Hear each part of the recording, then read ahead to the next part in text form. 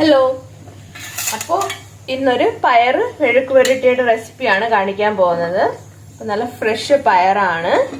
അപ്പോൾ ഇതിൻ്റെ കൂട്ടത്തിൽ സവാള കൂടി നമുക്ക് ആവശ്യമാണ്.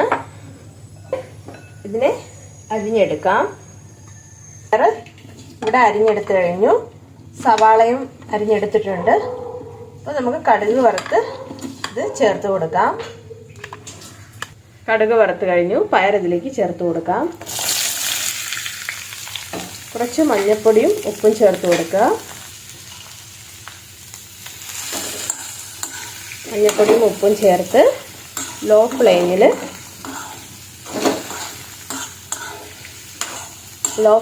വയ്ക്കുക.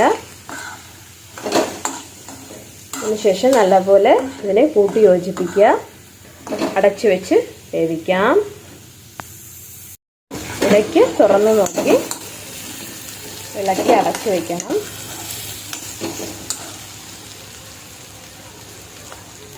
ഇതിവിടെ തയ്യാറായി കഴിഞ്ഞു.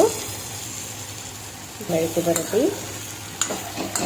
എല്ലാവർക്കും ഇഷ്ടമായി വിചാരിക്കുന്നു. ലൈക്ക് ചെയ്ത് സപ്പോർട്ട് ചെയ്യണേ. Thank you for watching video. By.